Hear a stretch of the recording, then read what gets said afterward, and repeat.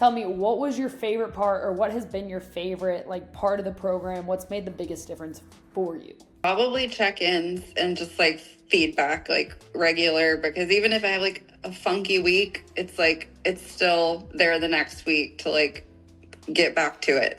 Yeah. I mean, and like committing to it, like even financially, like knowing, because I could do like, oh, my Fitness Pal or something like that, but I'm like having that I've made the investment in myself and that I've committed to it for like a period of time, like I think is helping me stay more accountable. How did you feel when you originally said like, yeah, let's do a year? A year? That's a long time. It's a long time and a short time. Yeah. And so I'm like I really feel like I've changed my habit, which is crazy because even unintentionally, if I'm just like, oh, I'm just going to like eat what I want within reason, it's almost always to my macros. And so I'm like, it's like my body just knows like what I'm going to need. Yeah.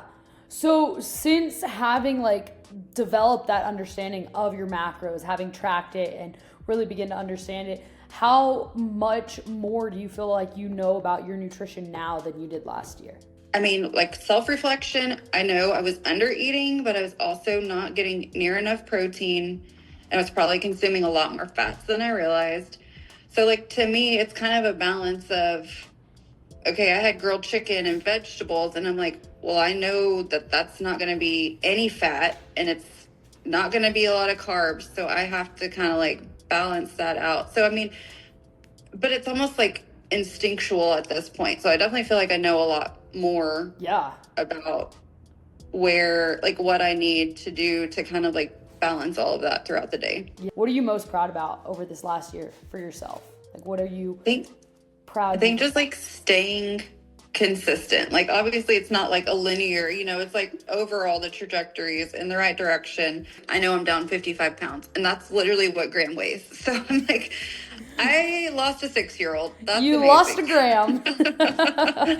I know. I was looking at your like weigh-ins and your pictures the other day, and it really is. It's so incredible to see. Like, yeah, you look at your like every single week check-in. It's like I kind of said in the beginning, like it's never going to be a fully linear line, but you have that progress that shows. It's like, hey, maybe sporadically during the last 12 months there were slight increases, but like overall you still dropped 55 pounds. You still dropped Graham, which is huge. Right. I know. How does that feel to be 55 pounds lighter with like no more inflammation? It's like a freedom that I didn't know I was missing, I guess. Like to buy pants. Like I bought pants back in November and they're like too big again.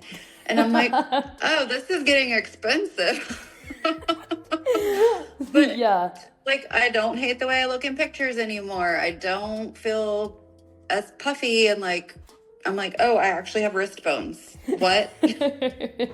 How good it feels to feel good every day. Yes. It makes such a difference. I don't think, I say this all the time, but I'm like 90% convinced that most people don't know what it feels like to feel good.